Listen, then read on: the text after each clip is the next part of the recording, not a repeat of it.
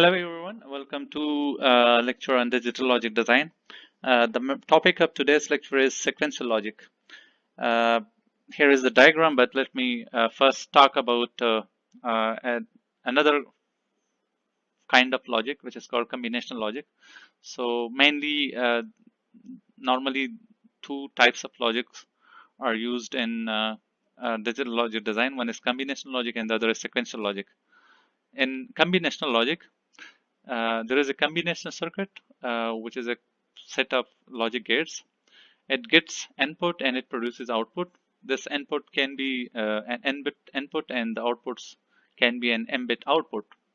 But one main thing is that the output is a function of the current input, and only the current input dictates the output. So when you provide input, an output is produced for that input by this combination circuit. This is called combinational logic. In sequential logic, there are memory elements. Combinational circuit is the same as in combinational logic, but in addition, there are memory elements. These memory elements store the output produced by this combination circuit. And next time when input is given, this output which was stored is also given as an input to this combination circuit. So for example, we give an input here, and the previous output is taken from the memory elements and is given as an input. So the current output is produced from the current input and the previous output which was taken from the memory elements. So in the combinational logic, the current output is a function of the input only. But in sequential logic, the current output is a function of the current input as well as the previous output which was stored in the memory elements. The most popular memory elements used in sequential logic are flip-flops. Flip-flops are circuits with the storage capacity, so storage capability, and they are synchronized using clock pulses. These clock pulses are just digital signals to synchronize the function of flip-flops. The flip-flops, there are different types of flip-flops, and one of the most simple uh, uh, form of flip-flop is called SR latch. So in the diagram, we have an SR latch where it consists of two NOR gates, and each NOR gate has two inputs and one output. One input is given from the outside. For example, to this first NOR gate, one input is R, which is called reset. R is the first letter of reset. And there is another NOR gate. One of its input is called set, represented with S, the first letter. And the other input to either of these NOR gate is taken from the output of the other NOR gate. For example, the second input to this NOR gate is taken from the second output of the NOR gate, and similarly to this, the second input to this NOR gate is taken from here. So the outputs are fed back to these NOR gates, and the first output of this latch is Q, and the second output is Q prime. The name Q and Q prime are given because of the fact that normally during its normal operation, this output, which is Q, is normally the complement of this output, which is Q prime. So when we want to reset a flip-flop, a 1 is provided here at the R input, and when we want to set the flip-flop, a 1 is given at the set input. So this is a very simple latch, which is called SR latch. S is the set input, R is the reset input, and this SR latch consists of two NOR gates. Now we know the functionality of a NOR gate. A NOR gate operates when for the two input NOR gate, when both of the inputs are zeros, it produces a 1. And if at least one of the input is 1, then it produces 0. If we know the operations of a NOR gate, then it is very simple to understand the operation of this SR latch. The signal that can be provided to this SR latch are shown here: 0 when it is low, 1 when it is high. So it's a form of digital signal that can be provided to this SR latch. Now let me define the inputs and outputs of this SR latch using a function table, which is similar to truth table, but for the flip-flops normally the word function table is normally used. So we have two inputs, S and R, and we have two outputs, Q and Q prime. Let's suppose the first input is 1 0, that is set input is 1, reset input is 0. So it will produce 1 0. How? Let me explain it. 1 0 is given here and 1 is given here. So we know here for the NOR gates, when one of the input is 1, the output is 0. So this is clear, regardless of the other input. So one of the input is 1 for this NOR, the output is 0. So here Q prime is 0, which is shown here. And this 0 is fed back to the first NOR. Now this will make both of the inputs of this NOR as 0. Now when both of the inputs are 0, we know that the output is 1, which is shown here. So for 1 0, the output Q and Q prime are 1 0, which also shows that Q and Q prime are the complement of each other. So this is a valid output. Similarly, we can test it for other combination. For 0 0, when 0 and 0 is provided here, the output is dependent on the previous output. So for the current example, as we have shown that when 1 0 was provided, 1 0 was given as output. Now this is the state of the flip-flop. When S input comes to 0, it doesn't change the present state of the flip-flop. So it will remain whatever it was before. So it is 1 0, but after when S was 1, R was 0. When S was 1, R was 0. After this input, when you provide 0 0, it will maintain the state 1 0 and it will be 1 0. Now let me show you how. 0 is provided here, 0 is provided here, so output cannot be determined from the current input because it is dictated by the other input of the NOR gate. Now if we know that Q, the previous output, is 1, that 1 comes here. So 0 1 is given as input to the second NOR, so we will get 0. This 0 is given as input to the first NOR. Both of the inputs are 0, so we will get 1, which is 1 0. So in simple words, when this flip-flop is set, that means when 1 is provided at the S input, the output will be 1 for Q and 0 for Q prime. And this state will remain when S becomes 0 after 1 0 is provided. So it will maintain the state. Now if we provide 0 1, that is S is 0 and reset is 1, that will make this flip-flop reset. When 1 is provided here, 0 is provided here, 1 0. So we know when at least one of the input of a NOR gate is 1, we will get 0 here. So we get 0 here. This is given as an input to the second NOR gate, which will make both of the inputs of this NOR gate as 0. So we will get 1 here. So Q prime is 1, which is here, and Q is 0. So when 0 1 is provided, 0, it will clear the state, it will reset the state. That means Q becomes 0. So when 0, 1 is provided as input to this SR latch, we get 0, 1 as output. And in other words, we say that when R reset input is 1, it will reset the flip-flop. Reset means Q becomes 0. Now the flip-flop, this SR latch is in the set state.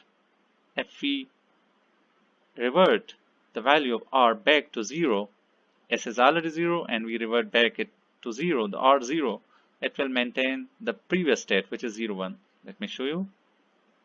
We changed the value of R back to 0. It will not affect the current state of the flip-flop. It was 0, 1, it is still 0, 1. So when you provide this input, after S is equal to 0, R is equal to 0, it will give you 0, 1. If you provide 0, 0, after S is equal to 1, R is equal to 0, then the output will be 1, 0. So this combination, when you provide SR 0, 0, once it gives 1, 0, and next time it gives 0, 1. Why? Because the current input, the current output is not only dependent on the current input but also the previous result. So when 0, 0 was provided but previous output was 1, 0, it gave 1, 0. When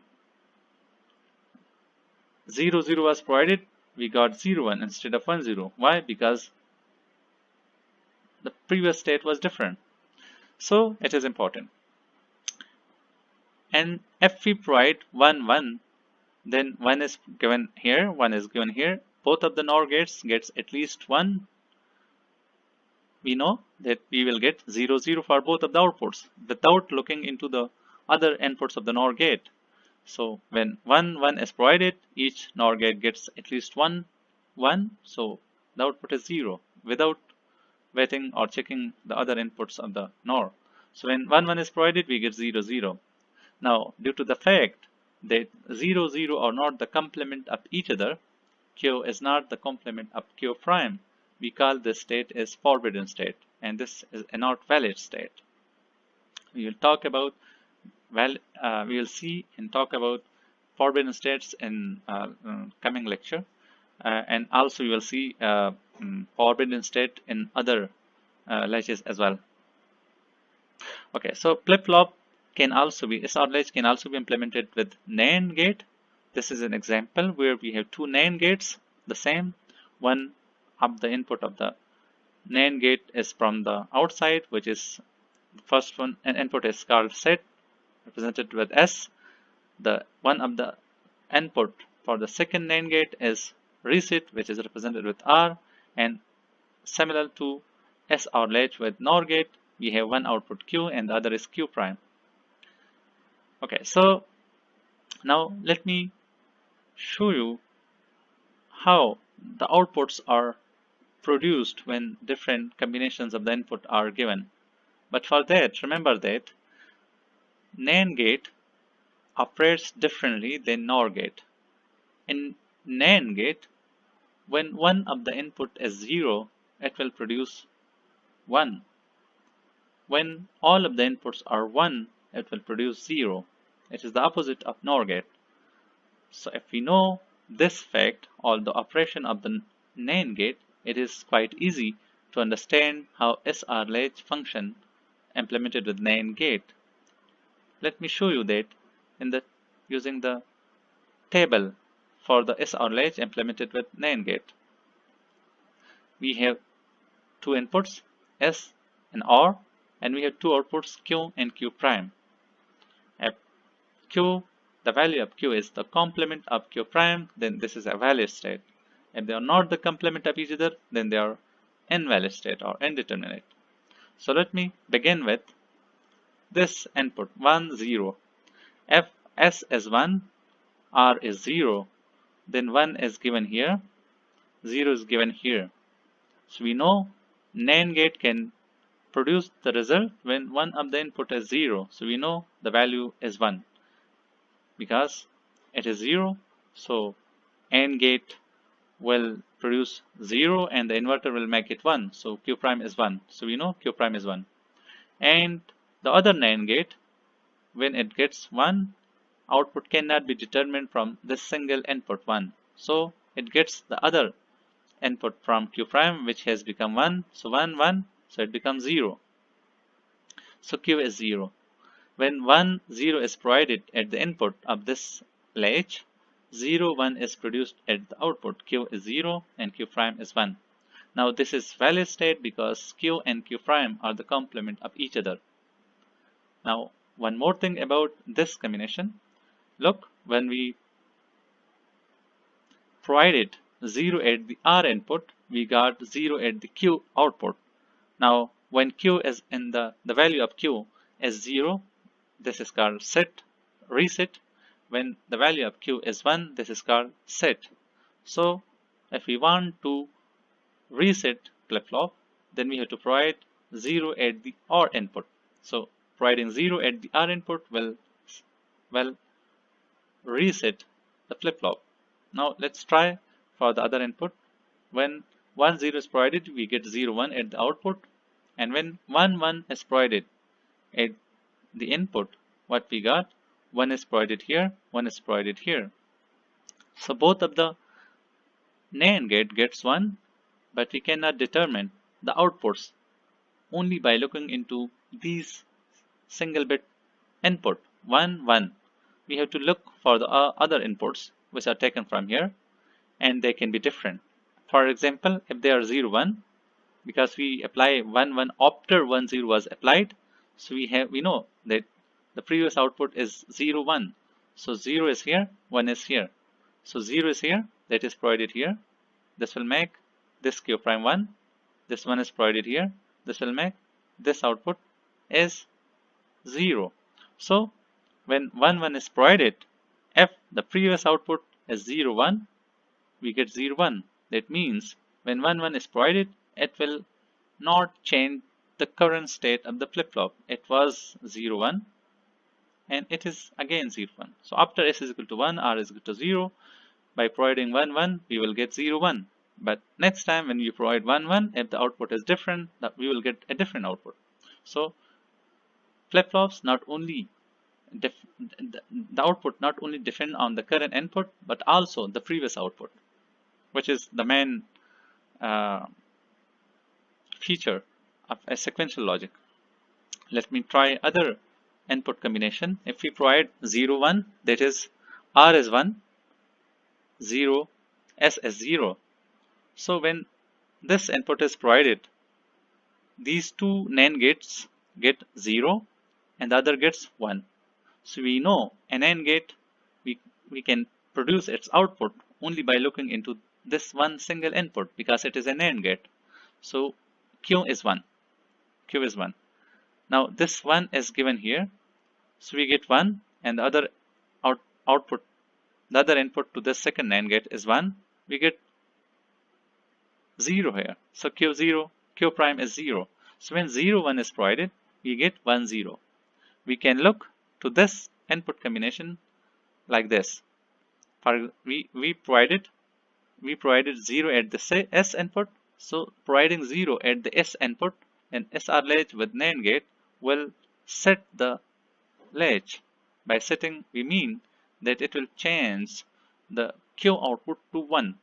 So by providing 0 for the S input, it will set the flip-flop. So this is a set state. This is a reset state or clear state. So this is reset. The flip-flop is in the reset because Q is 0, and we now change the flip-flop to set state by providing 0 at the S input of the flip-flop. Now the flip-flop is in the set state, that is Q is 1, Q prime is 0. If we change this input again to 1, 1, just like we did before, then by changing the input to 1, 1, it will maintain the previous states. So what is the previous state? The previous state is the current state. The current state is 1, 0. The current state or the previous output is both are the same because the previous output was stored as the current state in the memory unit. Okay, so 0, 1, 1, 0. When 1, 1 is provided, we will get 1, 0. That is, the current state is maintained. So after S was 0, R was 1, S was 0, R was 1. when 1 was provided, we got 1 0. 1 0 is the same state as it was for the previous input. Okay, so when 1 1 was provided, we got 0 1. When later on we provided the same input 1 1, we got 1 0 instead of 0 1. Why? Because it depends on what was provided before the current input. Next, if we provide 0 0, both of the inputs of this NAND gate are 0 0. We know how NAND produce outputs. One of the input is 0, the output is 1 1 1. Now this is against the fact that Q and Q prime should be the complement of each other. They are the same, they are not the complement of each other. So this is a forbidden state or invalid state. So the major difference between SR latch with NAND gate and SR latch with NOR gate. SR latch with NOR gate, the flip-flop can be set when S is 1 and reset when R is 1. But in the SR latch with NAND gate, a flip-flop can be set when 0 is provided at the S input and can be reset when 0 is provided at the reset input, as we shown here in this function table. Now there is a third latch called clocked RS latch. Now clocked RS latch can be implemented using NAND gate and also can be implemented using NOR gate. In the previous slide, I just showed you an RS latch implemented with NAND gate. So this is exactly the latch that on the previous slides.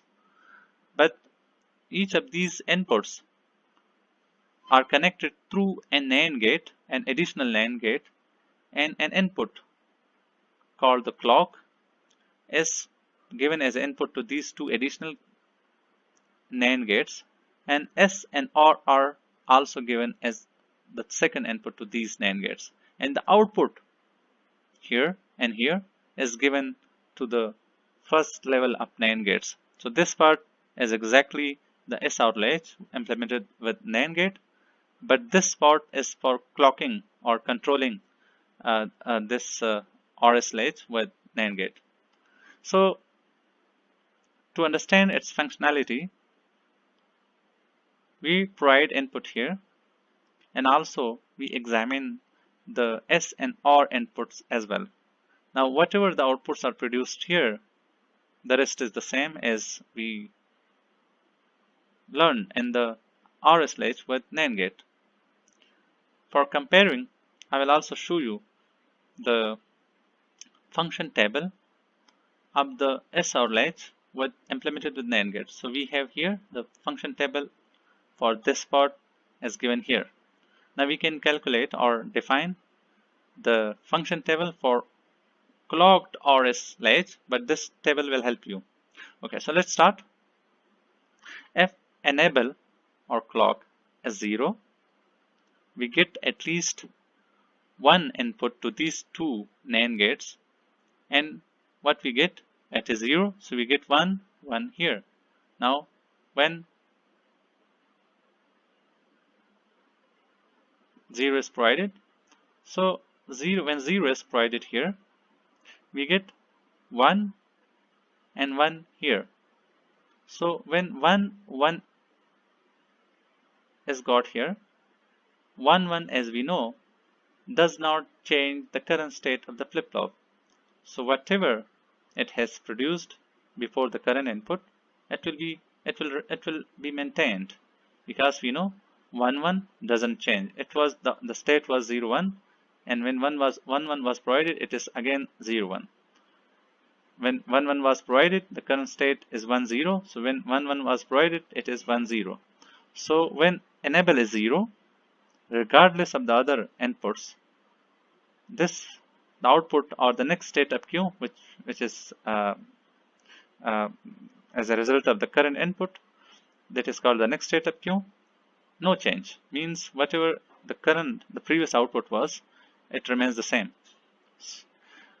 For the other input combination, when enable is 1 and S and R, the values of S and R are changed, it can be 0, 0, and other combinations also possible.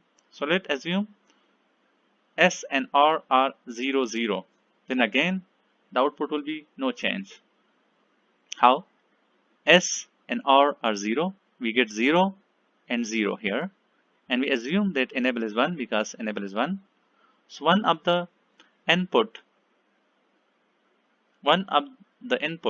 of these two NAND gates is 1, but the other input is 0 to both of these NAND gates. So when at least one input is 0, then we know that these two NAND gates will produce 1 and 1 here. Because S is 0, so it will produce 0, 1. R is 0, so it will produce 1.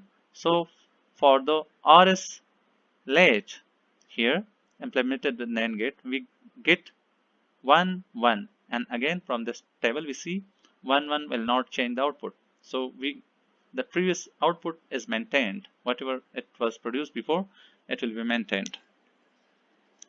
Similarly, when enable is 1, this is 1 for all of the other combination, but SR input is changed to 0, 1.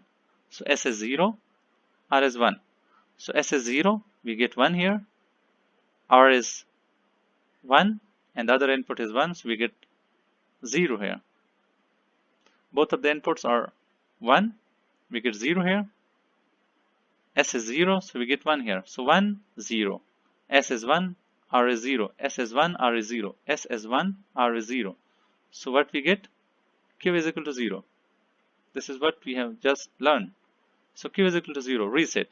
So when enable is 1 and S is 0 and R is 1, so making R equal to 1 will reset this flip-flop. So Q becomes 0, and that we call reset state.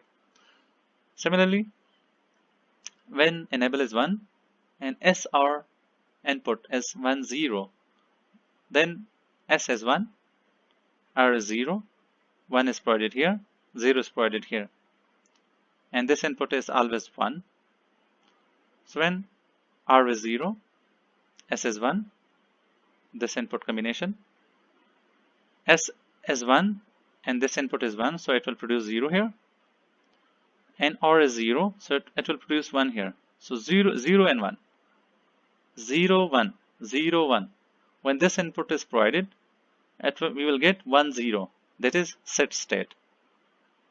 When 1, 0 is provided, we get Q is equal to 1, which is called set state. So this flip-flop function the same as RS flip-flop implemented with NAND gate, but now we can control its operation through this enable input. When we want that this circuit doesn't work, we just provide 0. So whatever it had produced before, it will be remained. So just make this enable 0 and it will be maintained. If we want to change the state of this flip-flop, we can change it. If we make S 0 and R1, we can reset the flip-flop. If we make S1 or 0, we can set the flip-flop. So by providing 1 at the S input, we can set it. By providing 0 at the S and R at 1 at the R input, we can reset the input. But in addition, we can control this operation. So this is a clocked RS latch implemented with NAND gate. This part is exactly as the RS latch with NAND, but this additional set of NAND gates is added to enhance or to highlight the role of this enable input. So we can now control the operation of this RS latch. We can create a similar latch using NORGates. Sorry, there was an input that is indeterminate or invalid. Let me also highlight that. Okay, when enable is 1 and SR are 1, 1, we get 0, 0 here. So 0, 0 When this part gets 0, 0, the output is 1, 1, which is invalid or indeterminate states. So this is an invalid state. Okay, so a similar clocked OR latch can be implemented using NORGates. Now, this part, these two NORGates with Q and Q prime as the output, is exactly the OR latch implemented with NORGate. But these two AND gates are attached with the clock pulse or the enable input just to control the operation of this whole circuit. So this is clocked OR latch. Clock pulse or enable are the same. They are just two different names for the same input. Okay, so this, now we are using AND gates. In the previous clocked OR latch with NAND, we had NAND gates here, and NAND gates here. But here we have NOR gates here and AND gates here for making it clocked OR latch. Now the same table, but in a different way. Q is the current state, and these are the two inputs, and Qt plus 1 is the next state. If we have the current state of the flip-flop and we provide this input, what will be the output? Output will be 0.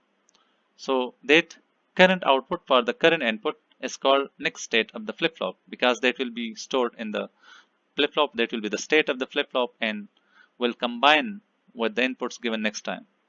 So the current output is called the next state of the flip-flop, because this current output will become the state of the flip-flop. So current state is Q and 0, 0 is provided, so it will produce 0. Q will be 0. How? Let me explain it. 0, 0 is provided, and we assume for this table, we assume clock pulse is 1. So this is 1, 0 is here, 0 is here. So both of the outputs of these two AND gates will be 1, 1, 1, 1. Now we know for the NOR gates, when one of the input is 1, it is 0. So it is 0. So Q is 0. And for the normal operation, we know that Q prime is 1 because it is a complement of Q. So we are not now interested in Q prime. We are just looking into the output Q. So now, when currently it is in the reset state, and when R is 0, S is 0, it will remain in the reset state. The current state will not change. When Q is 0, that is in the reset, the flip-flop is in the reset state, and 0, 1 is provided in the input. 0, 1 is provided here. 0, we will get 0 here. 1 is provided here, we will get 1 here. 1, 0 is given here. 1, 0. So when 1 is given here, one of the input of the NOR gate is 1. So we know the output is 0. So Q is 0. And this is exactly what we want. So currently, 0 is the current state, and R was 1, S is 0. So this 1 reset this flip-flop, but it was already reset. So by resetting it again, it will just remain in the same state. Similarly, for other inputs, currently it is in the reset state, but we provide 1, 0. That is, S is 1, R is 0. So it will change the flip-flop to set state. That means the Q output will be 1. If you want to know how it produces 1, let me show you. Q is 0, but we provide 1, 0 here. This is 1, this is 0. 1, 0. We get 1 here, we get 0 here. 1, 0. When we get 1 here, this one will produce 0 here. This 0 is given here, so both of the inputs are 0, so it will become 1. Q will become 1. That is shown here. So when it is currently in the reset state, but if you provide 1 at the S or 0 at the R, it will set the flip-flop. Similarly, when both of the inputs R and S are 1, 1, the output will be indeterminate. That is invalid. 1 is provided here, 1 is provided here. It will make both of the inputs of the NOR as 1, 1. Now we know when 1 is provided here, it will be 0. 1 is provided here, it will be 0, regardless of the other inputs. So Q and Q prime both are 0, and they are not the complement of each other. So this state is indeterminate. For the rest of all the inputs, Q and Q prime are always 0, are the complements of each other. When the current state is 1 and 0, 0 is provided, 0, 0 and the SR latch with NOR gate will maintain the current state. So when the current state is 1, 0, 0 is provided, so it will keep the current state. And I'm not going to explain this because it's quite similar to the other combinations. For the 0, 1, when current state is 1, but we provide 0 at the S and 1 at the OR, it will reset the flip-flop because 1 is given at the input OR. So it will reset the flip-flop. So resetting means the current state will change to 0. When the current state is 1 and when we want to set it, it will remain as set because it is set, it will remain as set. It was clear, it will remain as clear. So 0, 0 actually keep the old state, the current state as it is. It doesn't change the current state. We provided 0, 0 here, so it was the current state is 0, it will remain 0. We provided 0, 0 here, the current state is 1, it will remain 1. The current state is set, but we want to set it, it will remain set. The current state is set, but we want to reset it, it will change to reset. Similarly, the current state is 1, but we want to provide 1, 1. For the 1, 1, it will always produce indeterminate state, as we have already shown here. We can create a simplified Boolean equation for this next state, which is the current output. This current output can also be called next state. So this is the next state represented with Q into T plus 1. So this is a Boolean variable now. Now we want to calculate the simplified Boolean equation. So these are the outputs. The indeterminate states the outputs are represented with X because these output combinations should not happen, so they don't care. So if we just put these values over to this 3 variable KMF, we have the minterm 0 is 0, minterm 1 is 0, minterm 2 is 1, minterm 3 is indeterminate, 4 is 1, 5 is 0, 6 is 1, 7 is indeterminate. So we can make a group of these 4 squares that will produce the product term S, and we can combine these 2 squares into a group of 2 squares. It will give us R prime Q or Q R prime Q. So the equation for the next state is Q into T plus 1 is equal to S plus R prime Q. But there is an important condition that must be met. We must not get into these indeterminate state. And when we get indeterminate state, when S and R both are 1 at the same time. So what we need, we must provide S or R input. At least one of these inputs should be 0. Look at these 2 columns. When one of these input was 0, we were in the valid state. So to logically say that in the S and R, one of the input must be 0, then we can logically say it S and R must be equal to 0. That S and R should be equal to 0. So this is how to say it logically. Now this is the simplified form for the next state of the clocked RS latch implemented with NOR gate. This is the symbol, graphical symbol for this latch. Q and Q prime are the 2 outputs, and S and R are the 2 inputs, and CP is the clock pulse. This clock pulse can also be represented with enable in some diagrams, just as we saw in the slides. And for the NAND gate case, clocked RS latch with NAND gate.